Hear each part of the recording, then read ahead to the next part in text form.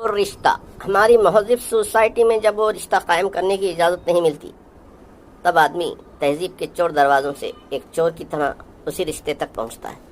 چور رشتہ، انسان کی خواہش ہر لمحہ جتنے بچے دیتی ہے ان کا شمار کوئی نہیں کر سکتا۔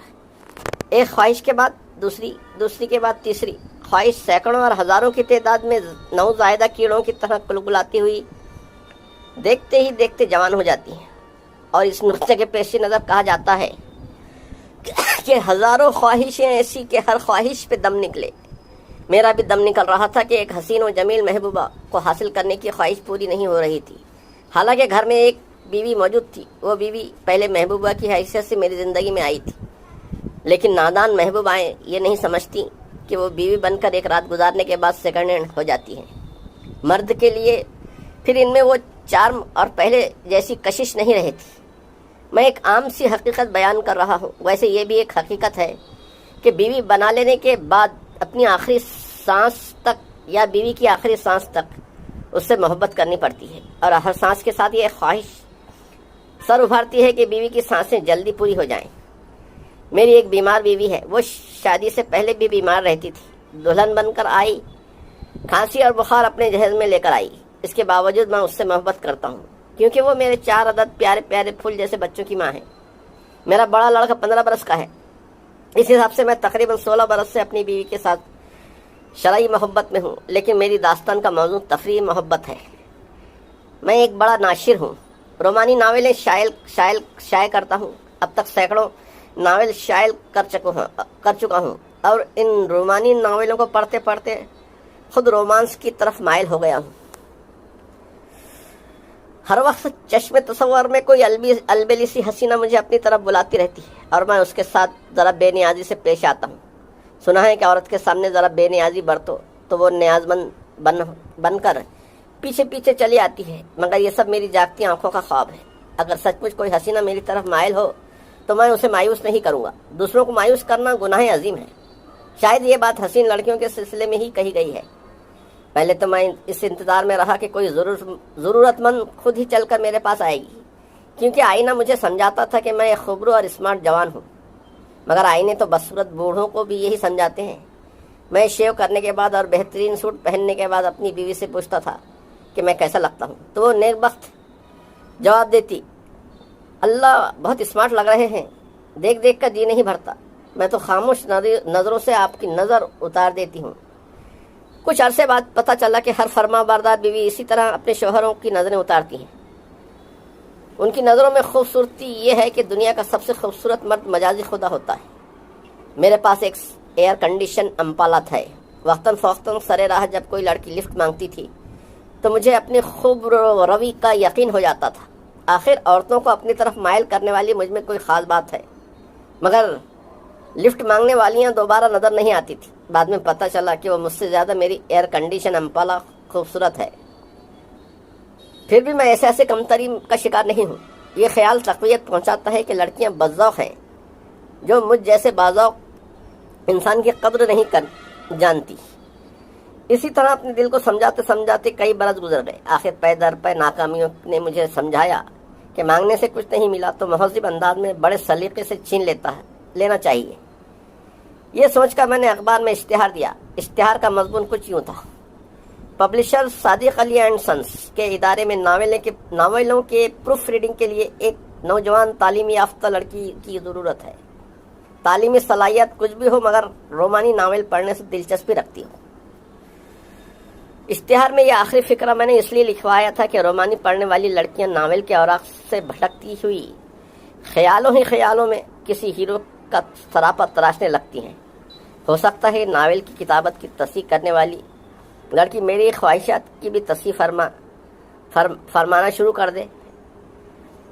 میرے ادارے میں ناول نگاری، کتابت، پروف ریڈنگ اور کاروباری تعلقات قائم رکھنے کے کئی شعبے ہیں۔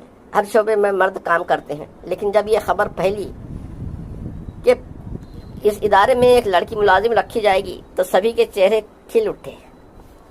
اس خنک گلستاں میں پہلی بار بہار کا ایک جھونکا آ رہا تھا۔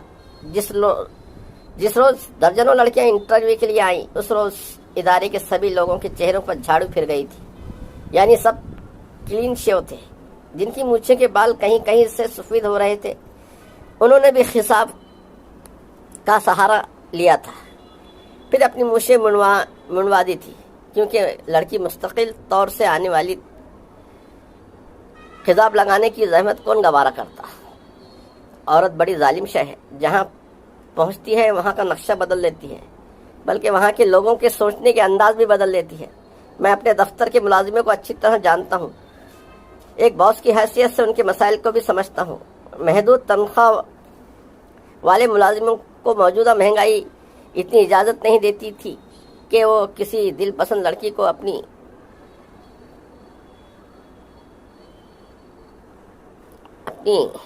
گرل فرینڈ بنا سکیں۔ کسی لڑکی کی دوستی سے زیادہ روٹی کپڑے اور مکان کی دوستی عزیز ہے، لیکن میرے دفتر میں جو لڑکی آنے والی تھی اس کی قربت مفت حاصل ہو سکتی تھی۔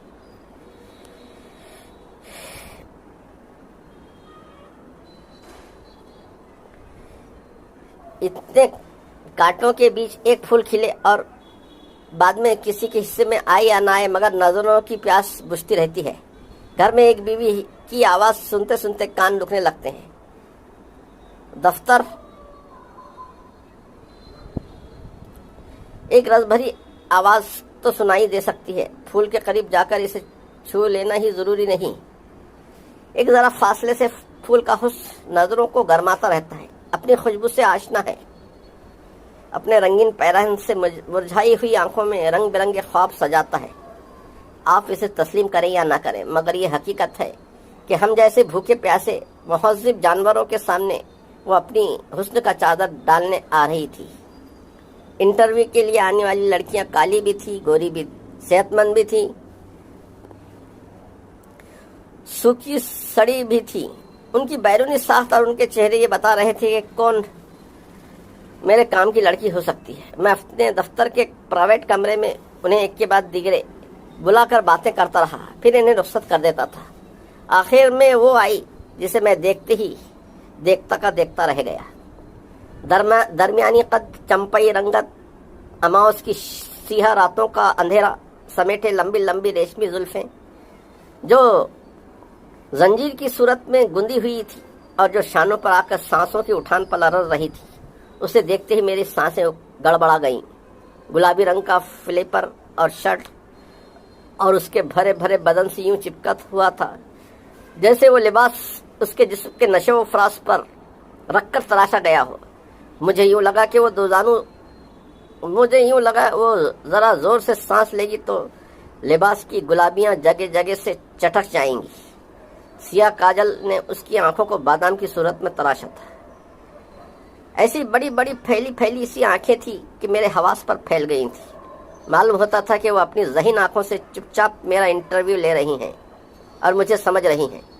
یقیناً وہ سمجھدار تھی، اسی لیے تو ملازمت کرنے کے لیے آنکھوں میں کاجل لگا کر آئی تھی۔ شاید وہ سمجھتی تھی کہ مرد کو سب سے پہلے عورت کی ایک چٹکی پر نگاہ مارتی ہے، تیر بھی ایک چٹکی سے چھوٹ کر چلتا ہے۔ اسی لمحے وہ تیر کی طرح میرے دل میں ترازو ہو گئی۔ کیا میں بیٹھ سکتی ہوں؟ ہاں ضرور۔ میں ایک دم بوکھلا گیا، جیسے وہ مجھے حکم دے رہی ہو۔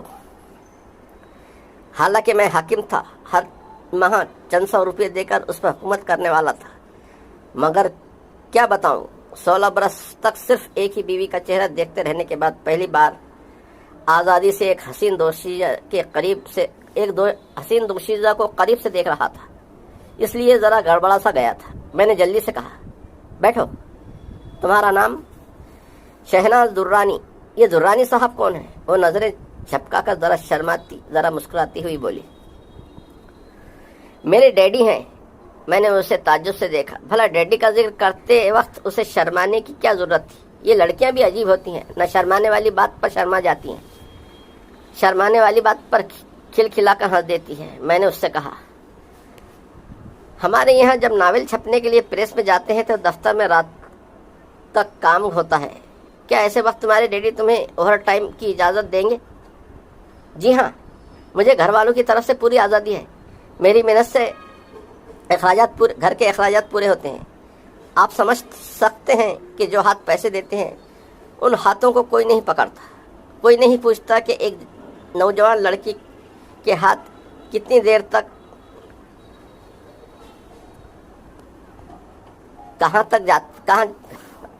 کتنی دیر تک اور کتنے وقت تک کہاں جاتے ہیں۔ معلوم ہوتا کہ آپ نے چھوٹی سی عمر میں بہت سے تلخ تجربات کیے ہیں۔ میں نے چھوٹی سی عمر اس لیے کہا کہ وہ خوش ہو جائے، حالانکہ وہ ایسی کم عمر نہیں تھی، ایک دم پکے ہوئے پھل کی طرح تھی، اور اس کو خوش کرنے کا موقع آئے تو وہ موقع ہاتھ سے نہیں جانے دینا چاہیے۔ وہ مسکراتے ہوئے بولی، ہاں اب بھی زندگی میں تلخیاں ہیں، اس لیے ملازمت کرنے نکلی ہوں۔ یہاں وقت ذہن الجھا ہوا تھا اور نہ جانے یہ ملازمت ملے گی یا نہیں۔ اگر ملے گی بھی تو تنخواہ کتنی ملے گی؟ میں نے کرسی کی پشت سے ٹیک لگا کر اسے خوشخبری سنائی۔ تمہاری ملازمت پکی ہے، تنخواہ 5,000 روپے ماہانہ ملا کرے گی۔ اس کام کے لیے 5,000 بہت زیادہ ہوتے ہیں، مگر اس نے کچھ زیادہ اظہار نہیں کیا۔ مجھے خطرہ محسوس ہوا کہ ہاتھ سے نکل جائے گی۔ میں نے جلدی سے، اور ٹائم کرو گی تو زیادہ پیسے ملیں گے۔ اس نے پوچھا، یعنی فاضل وقت میں کام کیا کرنا ہوگا؟ میں نے جواب دیا، میری کوٹھی میں بہت سے غیر مطبوع ناولوں کے مسودے پڑے رہتے ہیں، تم وہاں اگر انہیں پڑھو گے اور ان مسودوں پر اپنی رائے دینے کے لیے نوٹس لکھو گی۔ کیا مسودے پڑھنے کے لیے آپ کی کوٹھی میں آنا ضروری ہے؟ وہ تو دفتر میں بھی پڑھے جا سکتے ہیں۔